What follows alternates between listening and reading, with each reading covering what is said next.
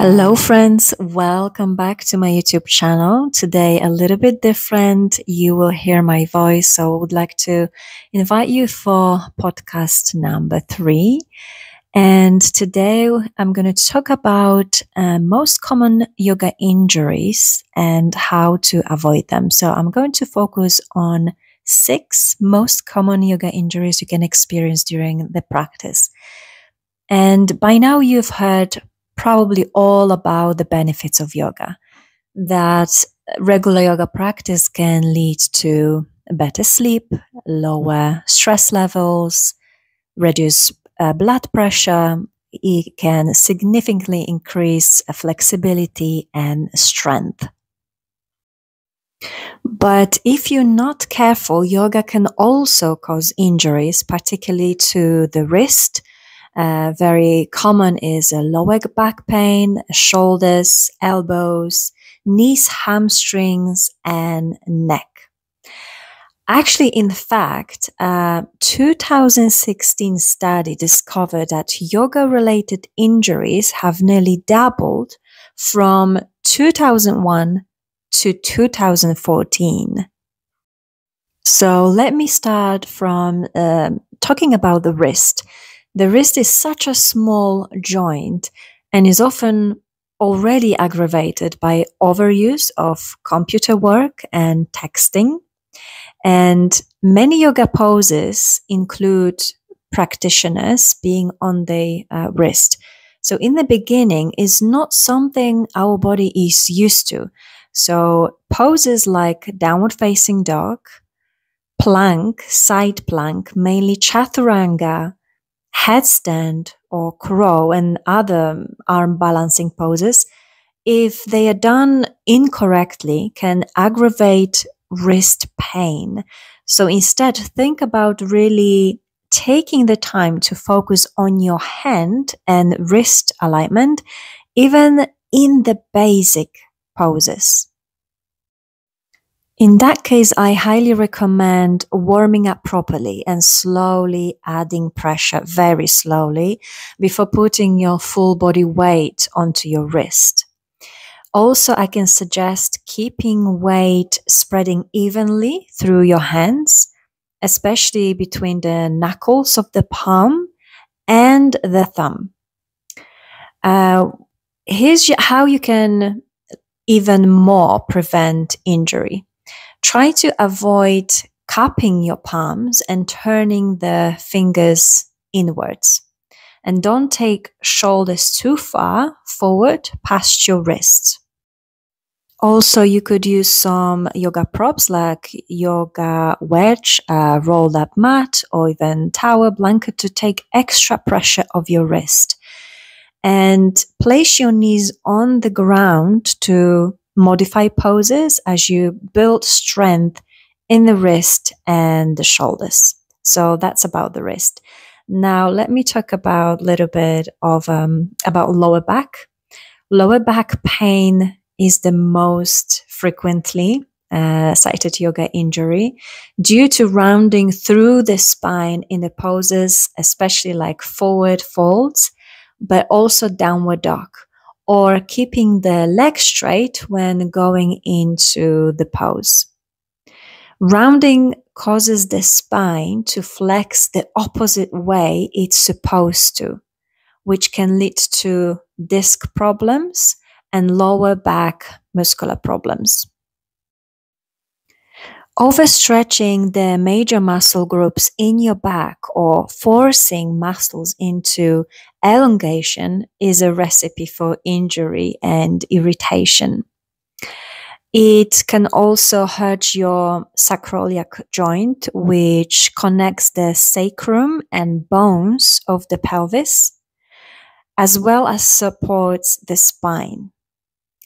People hurt the ligaments around the area below the lower back when one leg is floating in the air behind the body.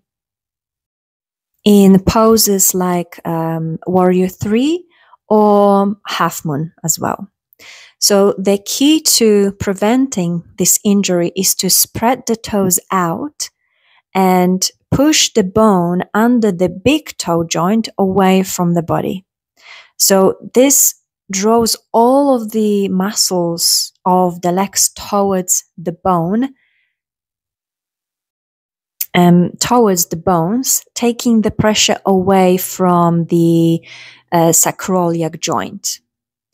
And this toning of the leg while it is in motion develops inner strength, balance, and stability. Balance and stability translate to safety. Always look for the safety first. And before folding your body in any way, imagine that you're lengthening the spine up and away from the hips. Also try to engage the abs for a stable core. And in terms of lower back pain, just in every yoga poses, try to keep your lower back healthy during yoga. So this is like it should be like your priority. Always keep the back safe. So you can do that by bending your knees in forward folds to allow your low back to decompress. You can keep a micro bend in your knees through the entire practice if necessary.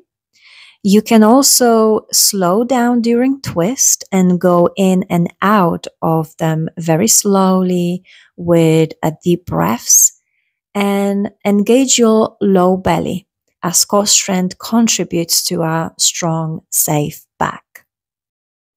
Also, very common injury can happen around shoulders or elbows. And this is like a repetitive strain or stress injuries, which are injuries to the musculoskeletal system or nervous system from repeated or very forceful motions. And that kind of injuries often develop over time from repeatedly doing a pose incorrectly, or spending a long amount of time in a pose, or simply overdoing a certain pose or a series of poses. I see it in the people's shoulders and elbows from repeatedly practicing chaturanga. I've made the same mistake a couple years ago. So they practice chaturanga incorrectly or simply doing too many vinyasas over the course of years of practice. And I'm a good example of this. I injure my shoulders because of incorrectly doing chaturanga and keep repeating the same poses over and over and over again. That lead me to shoulder injury and coming out from this injury for 3 years. And I also know that chaturanga is one of the poses maybe yoga teachers would like to use in the class to make the yoga experience more of a workout, or if they want to accomplish some dynamic yoga class, they will use chaturanga or vinyasa. But I wish for me in the past, and what I'm trying to do as well during my classes, I try to modify them very often, unless the yoga practitioners are quite advanced. But I'm trying to modify it or even skip them, especially if they are already feeling fatigue. And that's when alignment deteriorates the injury and usually happens there. So making several chaturangas in a class, this repetitive stress overloads the shoulder joint. And this particularly affects where the humerus, which is upper arm bone, and the clavicle, upper chest bone, meet. So congestion between the articulation point of these two bones leads to muscle strain and inflammation of the tissue. This injury, though, can be prevented by pushing the heels back and reaching chest forward while lowering the body. So that this movement, that this stretches out the weight of the torso in two directions, taking pressure off the shoulders. So what you can do is to keep shoulders held back and down from the ears as much as possible, and to modify if you feel any sensitivity in the shoulders. For example, in a posture like upward facing dog, be sure to broaden through your collarbones as you press fully through your palms. And in any stretch or bind, be careful not to pull too hard on the shoulders. Okay, now a few words about the knees. I know many people feel a discomfort and tension or even pain in the knees during yoga class. And this is primarily due to tight hips or injuries that took place in the past. And a 2012 study indicate that yoga can lead to meniscus tears, which is why keeping your knee over your ankle in any lunging postures matters so much, at least during yoga class. There is a place that for different kind of exercise when knee can go beyond the ankle line, but we're talking about the yoga class here. So when bent, your knee should always track over your second middle toe. You never want your knee to cave inward as well. Think about rolling your thigh off your front knee or bent leg and your bottom underneath you to bring your knee towards the pinky toe side of your foot. When straight, keep a micro bend in your knee. Try not to lock your knee out, as this is really bad for the joint as well. Now, hamstring. Hamstring injuries tend to occur when people fold forward without contracting the front side of the body, the quadriceps, and the lower abdomen. When the front of the body provides stability, the hamstrings feel safe letting go. If your hamstring stretch comes only from the back body, the risk factor for the injury goes through the roof. This happens because a lot of people try to increase their flexibility through deep stretching, when really less is more. Or it can occur when individual attempts to perform a pose without proper alignment and control. And the result? A muscle strain or pulled muscle caused by sudden movement or pushing yourself too hard. It's very easy to pull or overstretch the hamstrings in a straight leg yoga poses, such as forward bends. Now, for those that are a little tighter in the hamstrings, keep a slight bend in the knees as you forward fold and focus on lengthening the spine rather than rounding at the low back.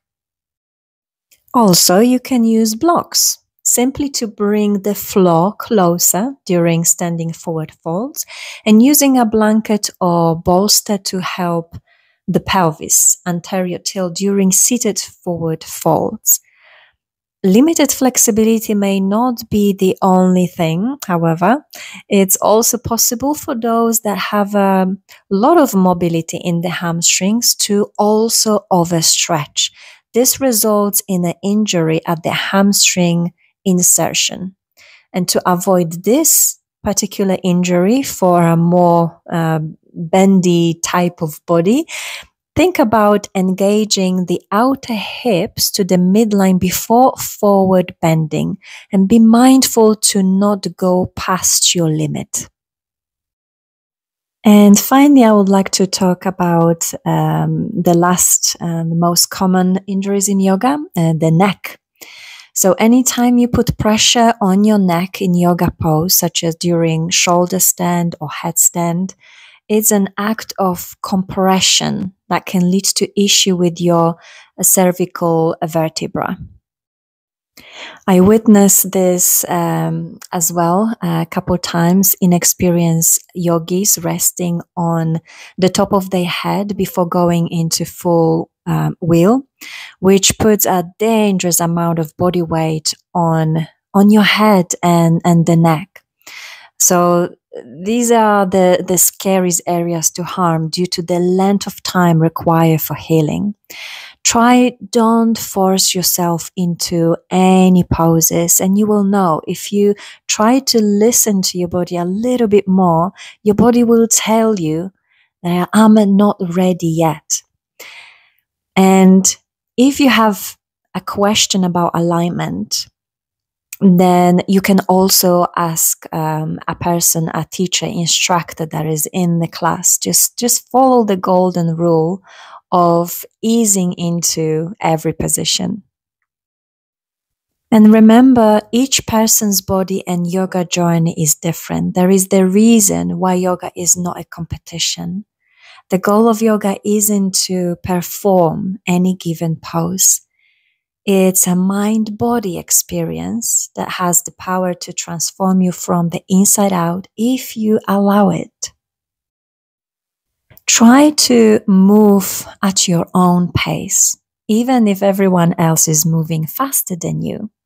And it's okay. Remember that it's okay to give yourself time to open up the parts of the body more prone to injury, such as wrist or lower back, even if the teacher skips over doing so. Also remember that if it hurts, any yoga pose you are in, if it hurts, you just need to stop and let ego go. Just stop. Also, before taking a new yoga class, if it's something new for you, understand exactly what kind of class it is. From beginner, intermediate, or advanced, there are many different types and style of yoga today.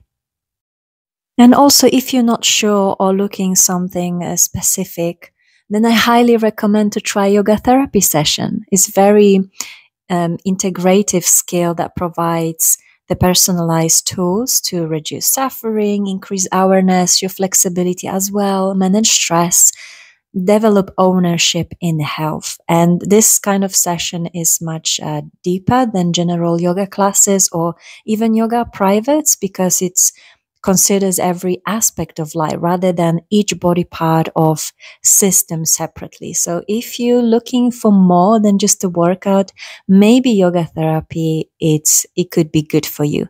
If you're interested, just let me know. Now, that's it for today. Thank you so much for listening. Have a good day. Namaste.